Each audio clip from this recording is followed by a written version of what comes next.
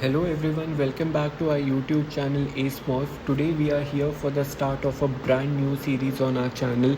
It is going to be centered around the much awaited Fantasy Premier League.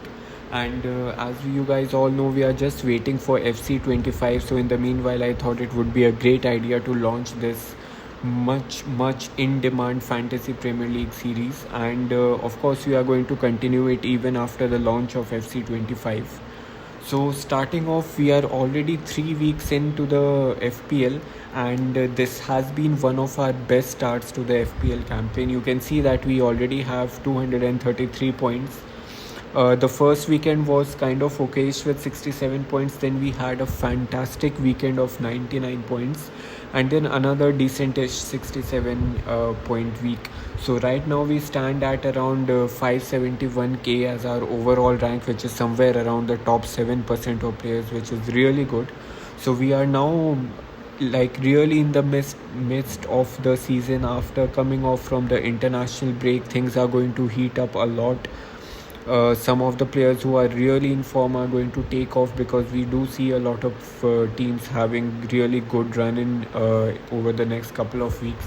So we are going to take a look into that, and also how we are going to prepare for game week 4, what is going to be our team.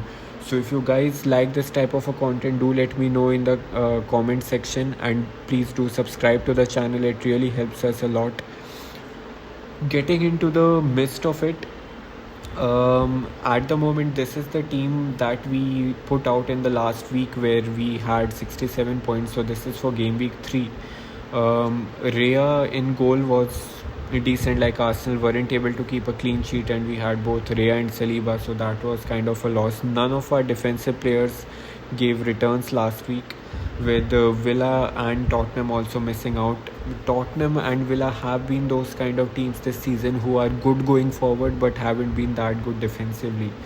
Same in the midfield. Smith Rowe usually does tend to give us returns in the first couple of weeks, but in the last week he wasn't able to. And one thing I've seen with him is that Fulham usually don't tend to play him for the entire 90 minutes. Even the manager mentioned this in one of his press conference, that he's not fit enough to go through the entire 90 minutes. So I'm going to keep an eye on whether it is a good shout to replace him now.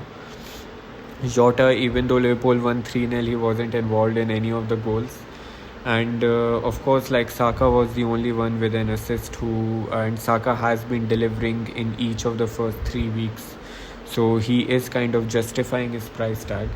The attackers were the main areas where we were able to do some damage. Joao Pedro, he has been amazing in the first 3 weeks. Watkins also got an assist, and Haaland with back-to-back hat-tricks.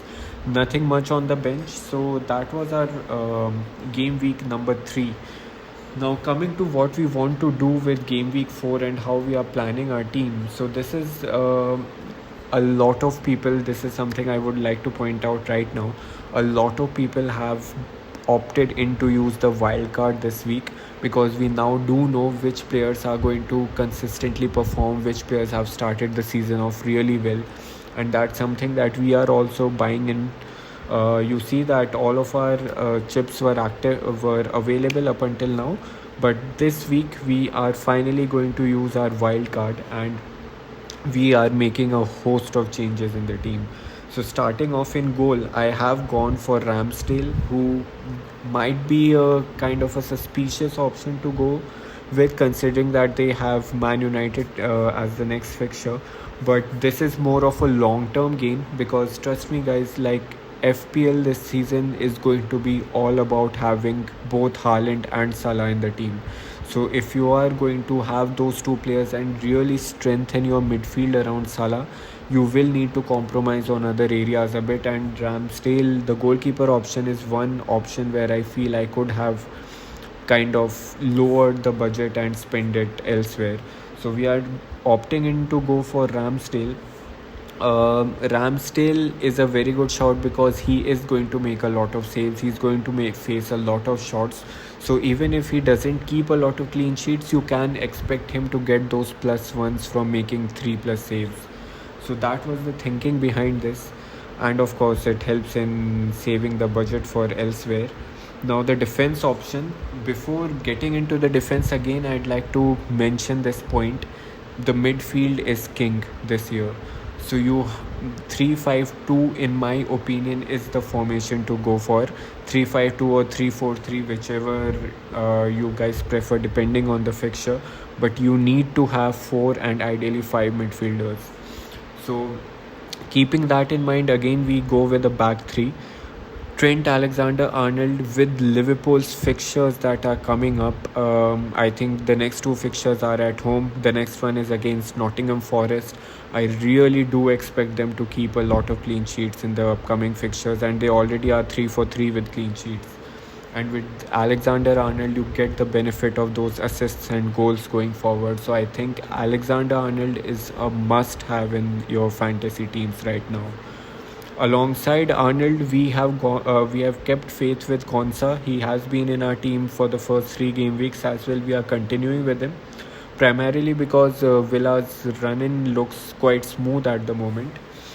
They play Everton next, and Everton have not been scoring a lot of goals, so it could be a guaranteed clean sheet here.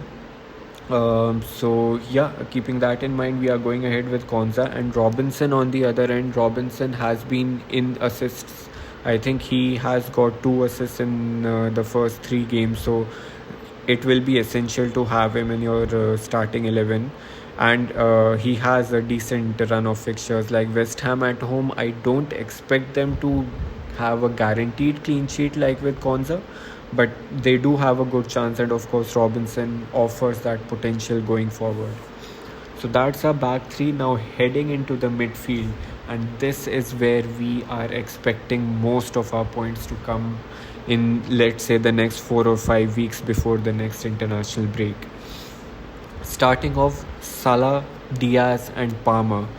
With the fixtures that Liverpool and Chelsea have, I can see a lot of goals and assists distributed amongst these 3 players. So if it is possible for you guys to somehow fit them in, like it was very difficult for me also to do this, but if you guys can manage this, definitely go ahead with these 3 players in the team. Salah and Diaz is like you can take a call if you want either one of them. If you can get both of them, very good. But Salah and Palmer together, they are going to take all the penalties for their teams. They are right in form for their clubs, and they are the star players at the moment. Like around them, Chelsea and Liverpool have built their teams, so you can expect them to have a lot of involvement with the fixtures coming up. Rodgers for Villa is kind of a wild card that we are playing here, because we have seen a lot of hype around Rodgers. He's quite cheap, I think around 5.5 he is. So that's like, with that price range and with the hype around him, and he has already created 2 very big chances in the opening 3 games. Unfortunately, Ollie Watkins wasn't able to finish either of them, but there is potential. And with Everton coming up, I do sense that he might get an assist or a goal in the next few games. Smith Rowe, again, like this is a dicey choice. With the budget that we had left, Smith Rowe was the best option. I have seen some people going with Eze also, because Eze had a 10-point return in the last week, and he has I think he has been one of the top players in the chances created and the shots taken. So Eze is a very good shot, but because of the limited budget that we had, we went ahead with Smith Rowe. In the first 2 weekends, he did give us returns. Third weekend wasn't his best, and there will be that dark cloud hanging over his head where we know he's not going to play the 90 minutes. So 65-70 minutes is all that we are going to get with him. But with that budget, I do see him being a good return compared to some of the other options that we had.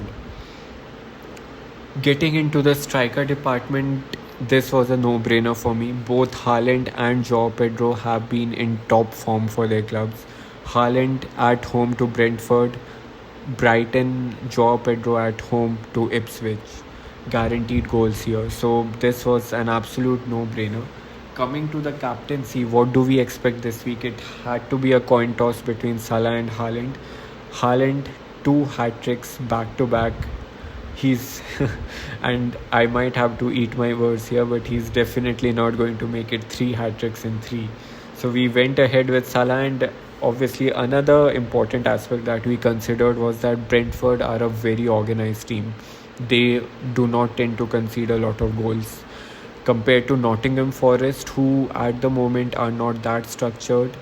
I do not expect them to like be amongst those well organized teams. So I do expect Liverpool to score many more goals against Nottingham Forest as compared to City against Brentford. So that was the thinking with captaining Salah. Apart from that, if I take a look at our bench, there is not a lot to go at. It was mainly like getting players in at 4 million as less as we could. Stephens and Wheatley are the cheapest players that we found in their positions. Lewis, on the other hand, is going to be kind of a differential that we can have in the weeks going forward. Even this weekend, I was quite tempted to have Lewis in our starting 11 because I do feel City are going to keep a guaranteed clean sheet against Brentford. So I'm still pondering over this, and I might end up making a last minute move where I swap out Robinson for Lewis, but we'll have to see how that goes. As of now, this is our lineup. In the weeks going forward, Lewis is going to prove a very helpful kind of a rotational player for Robinson, considering that Fulham do have some tough fixtures to navigate around. So yeah guys, this is our team going into game week 4. Do let me know in the comments if you want me to make any last minute changes. We have used our wildcard this weekend, and we have both Haaland and Salah in our team along with Palmer and Diaz. So I am expecting big things from this team and hope it does tend to deliver results as we expect. If you guys want to join our invitational FPL league and compare your teams with my team in the weeks going forward, you can find the link and the code for our FPL league down below this video. Please do join. It would be great fun to have you guys in a league of our own, and let's see how that goes. So yeah, peace out guys, and see you for game week number 5.